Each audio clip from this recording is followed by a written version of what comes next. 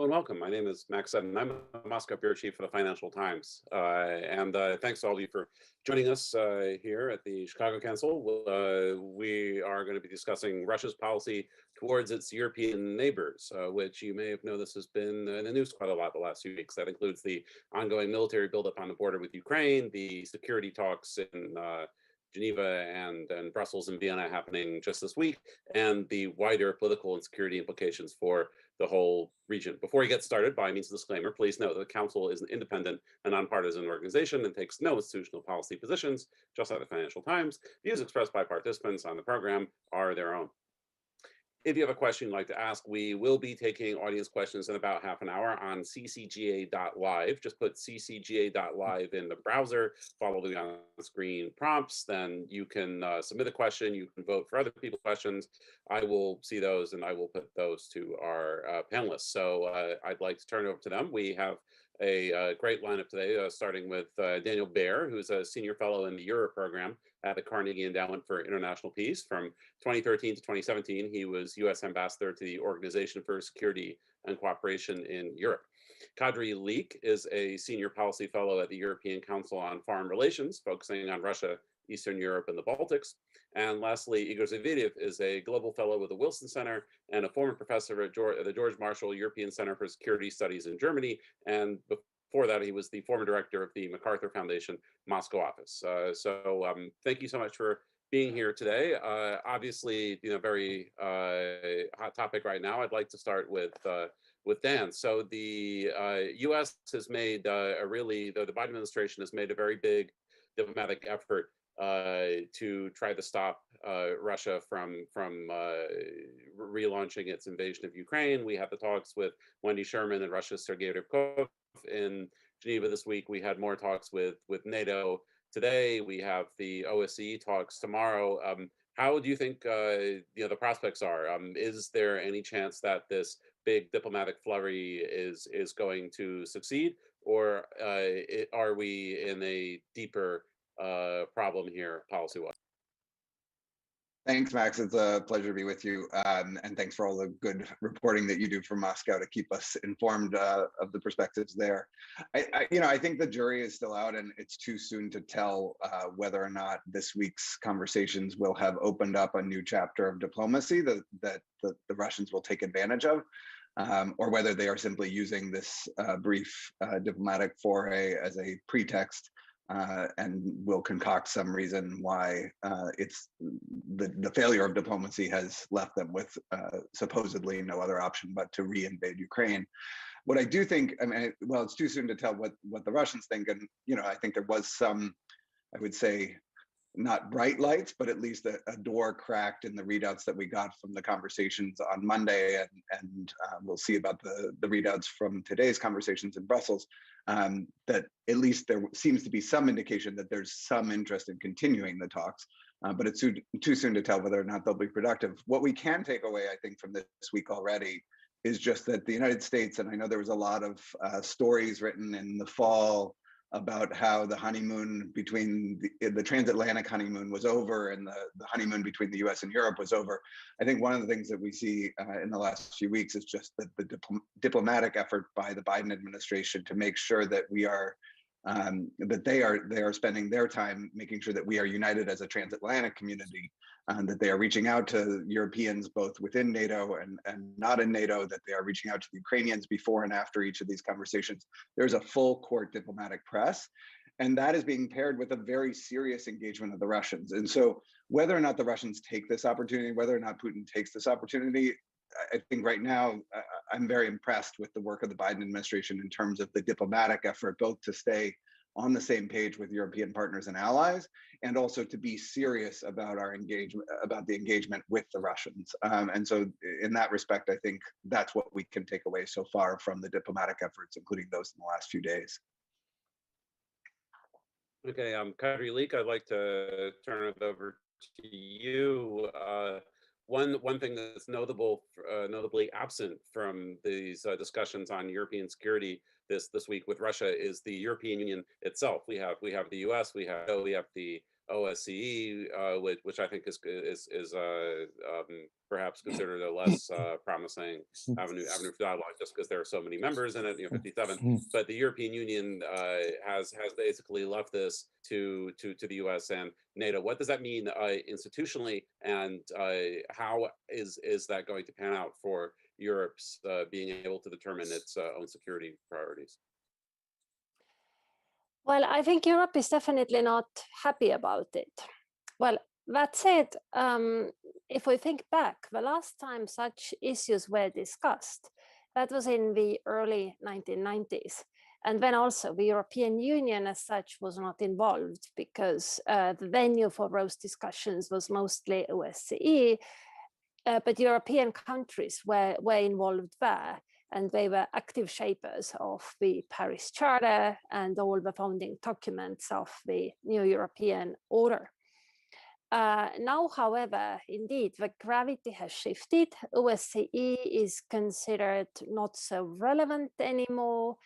And the bulk of the meaningful discussions is happening right now, it is true, bilaterally between the United States and Moscow. And the United States, of course, keeps the allies informed. On some issues, it also consults. On others, I think they barely inform and do not really consult. But there we are. And I think there are many reasons why the situation is as it is. One is certainly that Moscow does not see the European Union as a security interlocutor at all, largely because on military issues, the United States is a much more important player. European defense is all underpinned by the United States, and Moscow knows it, Moscow feels it. That's why they are keen to talk with Washington. But it is also true that Europeans have not managed to salvage even the arms control agreements that they benefit from, such as Open Skies, for instance, or INF. Europe very much would have wanted them to stay in place, but was unable to preserve them. So I'm afraid it's the sad truth that Europe's relevance in these matters has declined. And the lesson is, of course, that instead of complaining that they are not at the table, I think Europe should just become a more meaningful player.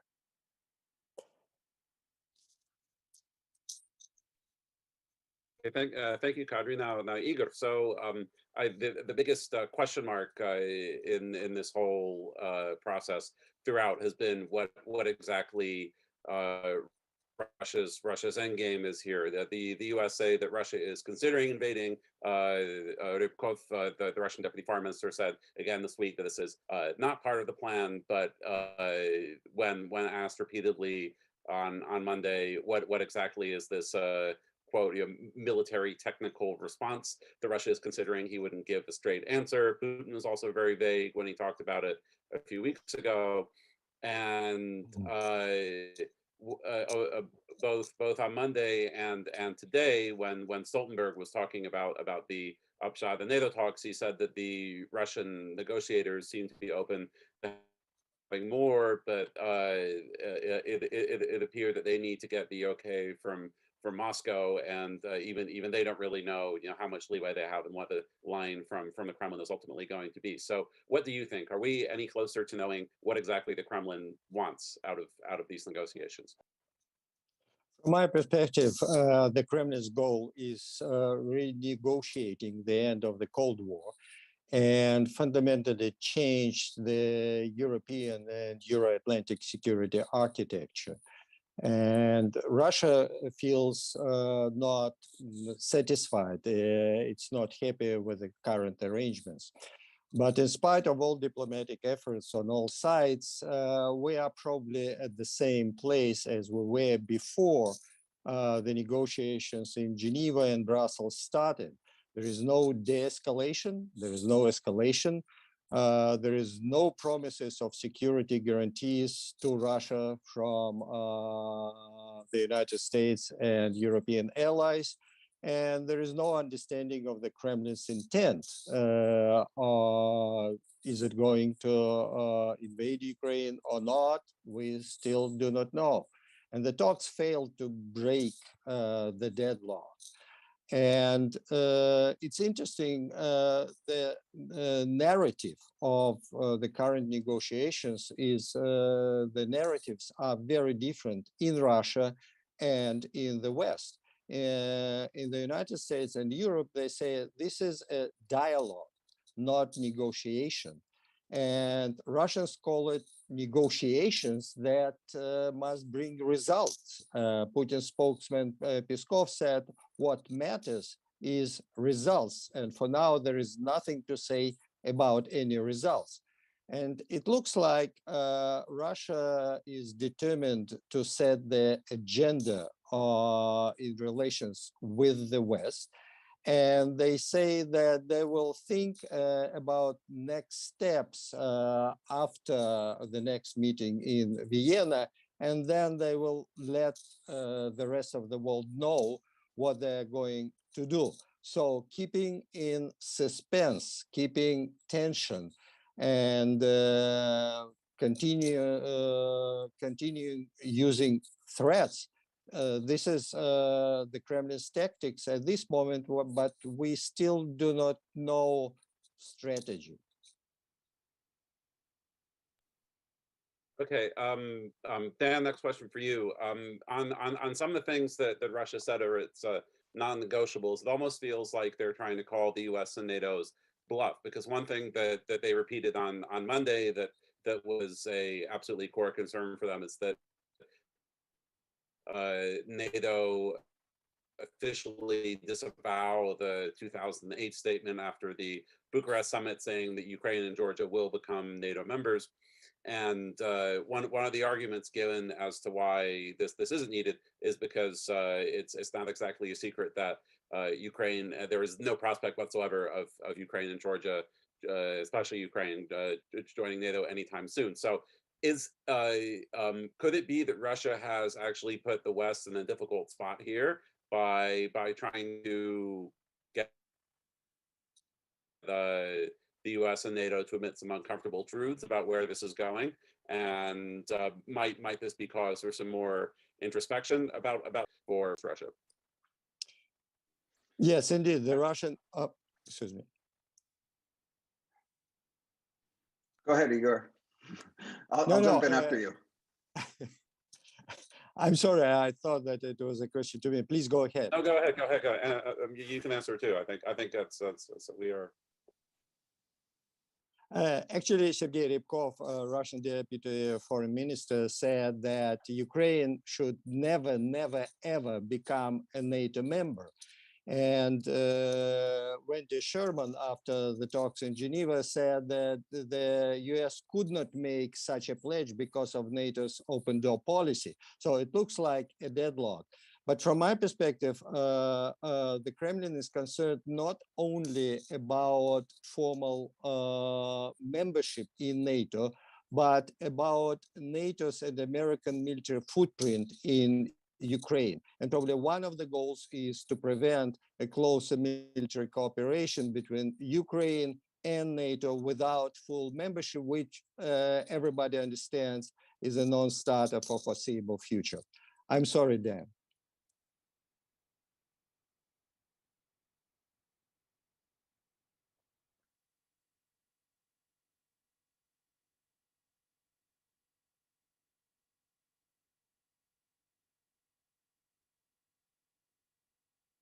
I think we may have lost Dan. I can't see him on my Zoom. In that case, let's proceed. Let's go to Kadri. One other interesting thing about NATO that's come up is since this bill began, both Sweden and Finland have begun speaking openly about possibly joining NATO, which is something that I don't think we could have. This has really made them start speaking openly about joining NATO. Yes, and that's an interesting question, whether bringing in Sweden and Finland was Moscow's intention, or was that an accident? because I think we know that these proposals were worked out over quite a short period of time. I think the Russian diplomats got that task when President Putin met with the foreign ministry leadership collegium in Russian. That was in late November, and that, I guess, when they learned that they need to draft something like that. And of course, these proposals, they include many interesting things, implications for Finland and Sweden, but also for Turkish presence in Azerbaijan, for instance, and so forth. I'm not sure if that was intentional, but true. It has had the effect of toughening rhetoric in Stockholm and especially probably in Helsinki. Helsinki is now defending tooth and nail its freedom to choose its own alliances, including joining NATO if they wish.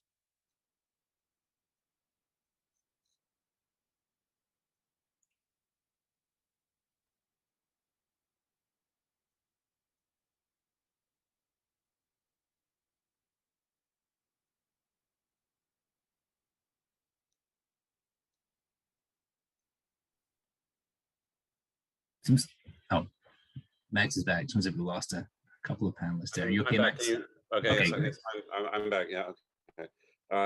Let's. Okay. Do we have Dan yet? I don't think we do. I can't see him. In which case, let's continue with Kadri. One other thing that's come up is that this has really exposed the lack of EU unity on how to confront Russia. You have the usual suspects like Poland and Lithuania and the other Baltic countries who are advocating for a much more confrontational stance with Russia, and on the other you have countries like France, Germany, and Germany,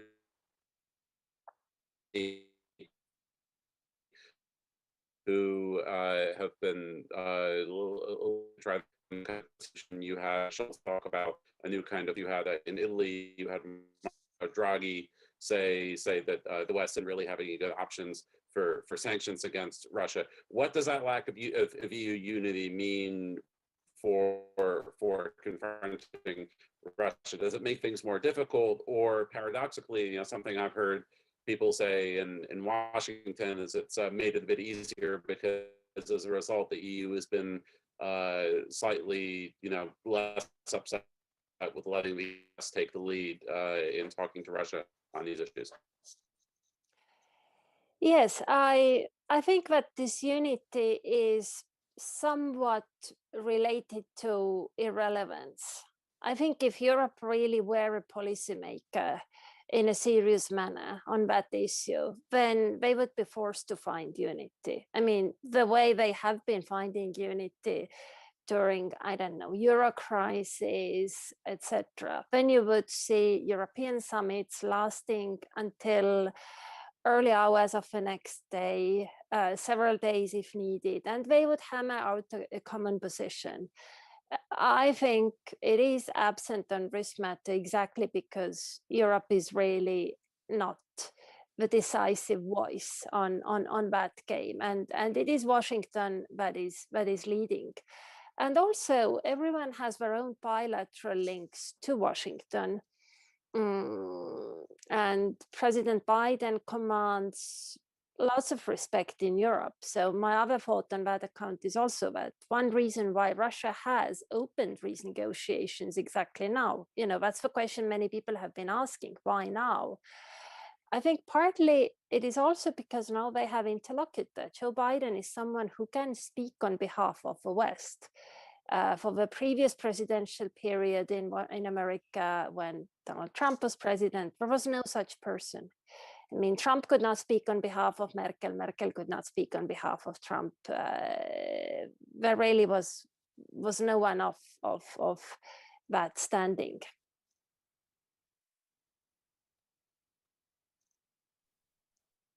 Okay, now Igor, what do you think? How much is it even possible to have any kind of serious negotiations with with Russia about this when it seems that Putin's conception of not just the roots of the crisis, but what kind of country Ukraine is supposed to be is just so diametrically opposed to what even the U.S. is saying. He's made a lot of comments recently implying that Ukraine is not a state, and he even said that it's not true that Ukrainians don't like Russia. They've just been brainwashed by the Western occupants, and if you get rid of the brainwashing, then they will all love their brotherly nation, Russia, again. What exactly is guiding his thinking on Ukraine, and how is that factoring into these current tensions?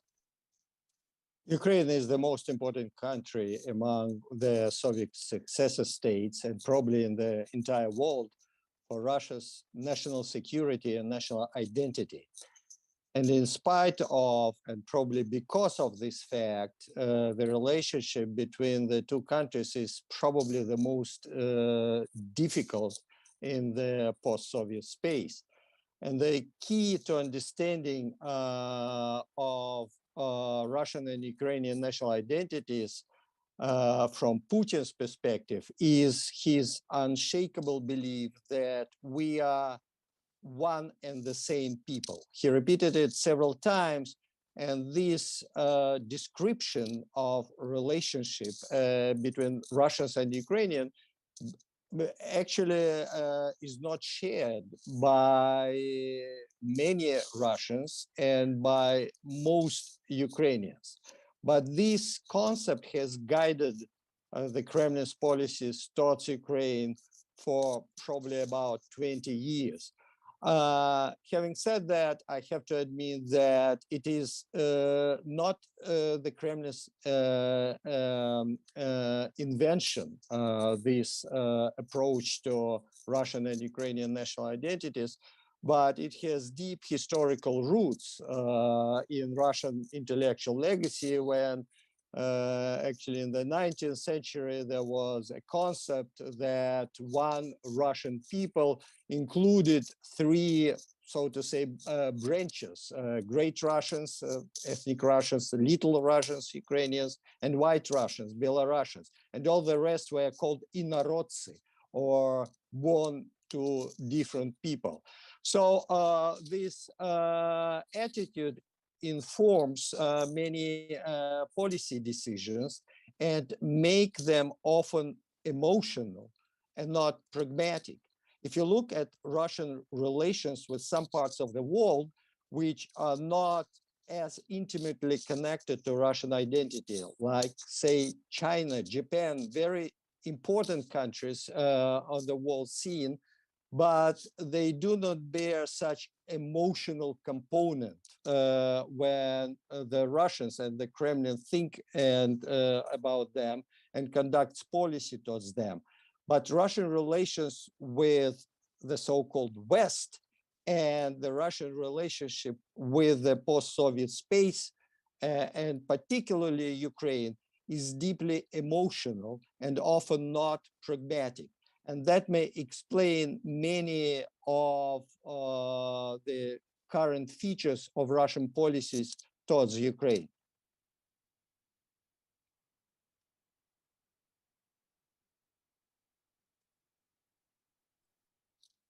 Okay, Dan, we have you back, so I go over to you. What to get out of this crisis? Is there still a window for that? Is there anything that could be tried that isn't being tried yet? Maybe some more sanctions, more aid to Ukraine, or do you think that we are past the point where it's possible to even change Russia's behavior? If the West wants it to. I mean, I don't know. The change of behavior has to come from Moscow. I think what we see the Biden administration doing is both being very serious about the diplomatic outreach, but also being firm about both the consequences that they would deliver, as well as continuing, not allowing, I would say, the Russians to stall to buy time to escalate. Things are ongoing. The assistance that was going to Ukraine is continuing to go to Ukraine during this time, et cetera. So there's a kind of two-track approach. To your previous point about whether the Russians are in some sense trying to call NATO's bluff. I think you could turn that the other way around, which is if the Russians recognize the same reality that you articulated, then it's kind of their bluff to come into these conversations with they know are untenable and maximalist positions that are about, as Igor said, an attempt to kind of rewind the last 25 years of European security and play it over again. That's not going to happen, not because the United States and its allies and partners say no, but because you don't get to rewind history. And I think what you do get from the United States and from the Biden administration right now is a serious statement to Putin that escalating in Ukraine is not the answer, and that if he wants to have a conversation about the future, that the Biden administration, along with partners and allies in Europe, are ready to have a conversation about the future. And I agree with what Igor said about the emotions that get in the way here of a pragmatic approach to looking at how to handle the future of the European security order. Okay, thank you, Dan. With that, I'm going to turn over the to questions. We already have quite a few, and the first one, this is a two-parter. I think this is maybe one for the first part for you and Kadri, the second part for Igor. If Russia does decide to invade Ukraine, is there anything NATO can realistically do to help? And what will the reaction to an invasion be among Russians? Is there anything NATO can do to help? Well, I think sanctions remain the chief tool. I mean, NATO countries, of course, they can offer military aid to Ukraine, and they are doing that already. But I don't think that will be game changer, or what would actually change Russia's calculus. Yeah, I think wide-ranging sanctions that make the endeavor costly, also, combined with geopolitical implications, because my thinking is that large-scale war with Ukraine would really upend Russia's Western relationship in an even much more dramatic way than 2014 and the annexation of Crimea. And in the current reality, that would mean that Russia would end up much more closely linked to China. And I'm not sure that this is something that Moscow would appreciate, especially given how much more self-confident, to put it mildly, China has got recently. But yeah, I see stuff, economic and political measures. I think that's right. I mean, I guess the one thing I would add is that I do think that the consequences that the so-called West can deliver are significant, even if they're not, even if they turn out to not be enough to dissuade Putin. I also think that we should be keeping an open mind as to the alternatives to action besides a full-scale ground invasion of Ukraine. And I think it's unclear what Putin's objectives are at this point, whether it is merely to sabotage further the Ukrainian state because he wants to make sure to hold Ukraine back in the same way that Russia is being held back by his authoritarianism, to hold Ukraine back from a more promising, more democratic, more prosperous future, or whether there's actually an intention to occupy a greater portion of Ukraine than the current de facto occupation of eastern Ukraine and Crimea constitutes. So I think it's unclear what the intention is, and whatever the intention is, that might lead to different tactics. So you could see only only an air rather than an air and ground action. You could see hybrid, another version, a replay of the kind of hybrid warfare that we saw in 2014 and in the years since. Or you could see actually Putin change course and take his approach somewhere else, for instance, to the Balkans, and try to cause instability that would cause a problem more than he already is, to foment instability that would cause a problem for Europe, even closer to the center of Europe. And so I think there's a lot of kind of options on the table from his perspective. I think we need to remain as dexterous in response and in in trying to deter bad behavior as we think about what the policy options are in front of us. Last thing I'll say is that I think the biggest consequence that will be delivered to Putin if there is a real invasion is that everybody I talk to thinks that he is vastly underestimating the degree, the length, and the degree of Ukrainian resistance he will see, and the cost to Russians, and perhaps this is a good pivot to Igor, the cost to Russia, I think, of having more Russian soldiers come home in anonymous body bags for a war that is not necessary will be significant, a significant political cost if there are lots of Russian soldiers returning dead over the course of coming years. I think he may think that he's bringing Ukraine closer, but he may actually be bringing the Soviet experience in Afghanistan closer rather than bringing Ukraine closer to Russia. And I would add that full-scale ground invasion Daniel referred to is unthinkable to most Russians. They would probably support something less than that. For example, some move to support the local population, which is overwhelmingly pro-Russian in those parts of Donetsk and Lugansk regions which are not under Kyiv's control at this moment. So the Russian population would probably timidly support a smaller scale operation if they see full support of the locals of such moves. And this is possible only on a very limited territory of Ukraine. So I don't think we should talk in binary terms about the options, war or peace. There are a lot of options in between. Hybrid operations, destabilization, information warfare, some small moves here and there, but full-scale ground forces invasion is unthinkable. And most Russians, my understanding, think so.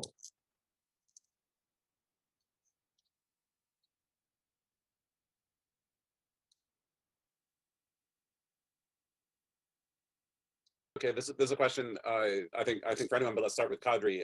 Nord Stream 2, who has more leverage really here? There's a lot of talk about canceling it. There's various initiatives for sanctions moving through Congress at the moment. Who has more leverage? Russia by building the pipeline, or Europe by threatening to turn it off? Nord Stream 2. Oh. That's a complicated issue that is sort of far overblown, actually, I think. I mean, canceling Nord Stream 2 would not stop Russian gas exports to Europe. They would be coming as they do. And furthermore, even in theory, I don't think Europe can do without them, given the energy crisis we are having this winter. I think Russian gas is much appreciated and everyone asks more for it.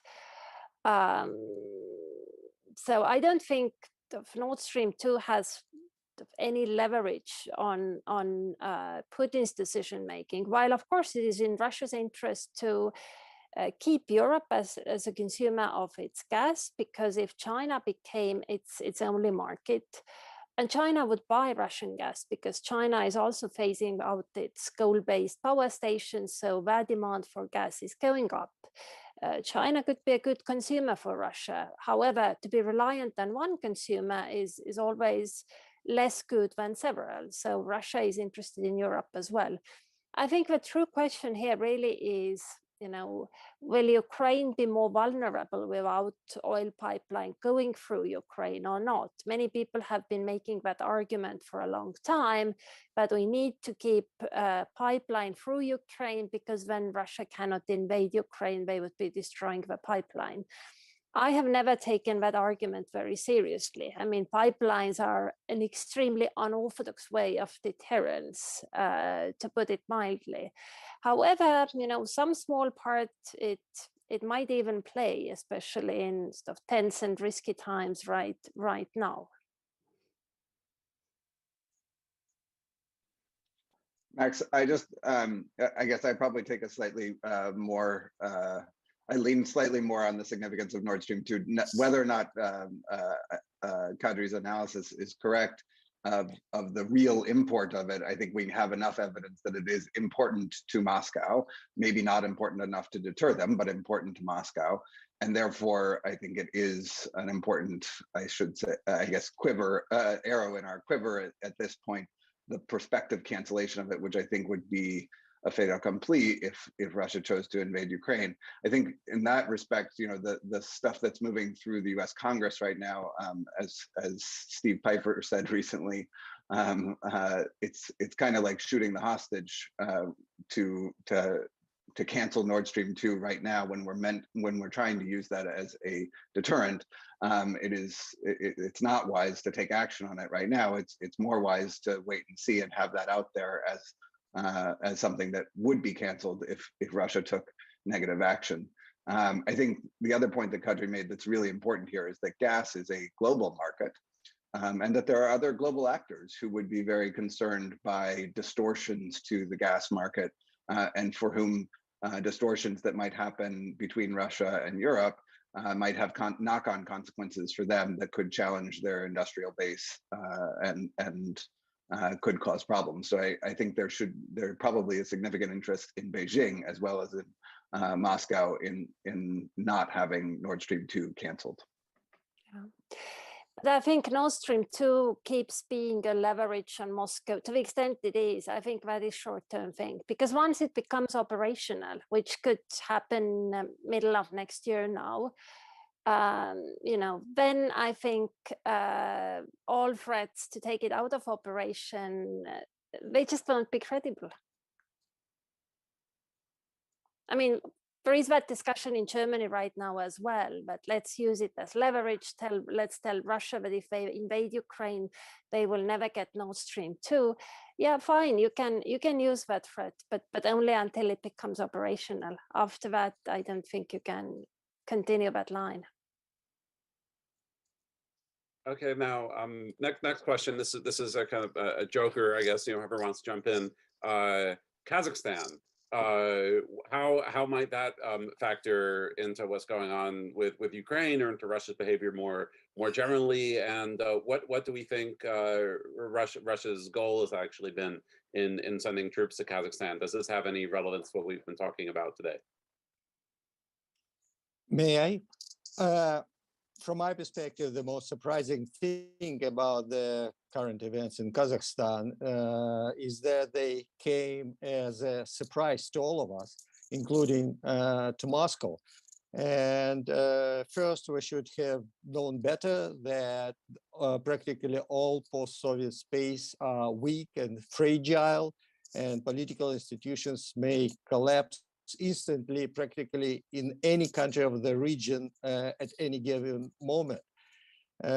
Second, there was a very standard scenario of a blend of mass protest, peaceful protest, with some looting and banditry used by part of disenfranchised elite. And intra-elite struggle was a very important component of the events. And finally, Putin's Russia is a security provider for many of the post-Soviet elites. And in case of trouble, Moscow sides with the regime, and often with its iron-fisted crackdown on progress. It did so in Belarus, and it did so in Kazakhstan. So it's an emblematic case of the post-Soviet transformations, and notwithstanding all talk about competition of Russia, China, and the West in Central Asia and other parts of the post-Soviet space, when shove comes to push, Russian paratroopers, even if and when they remain in the barracks in Russia, is a factor no political actor in the post-Soviet space can afford to ignore. And it played an important, though limited, role this time too.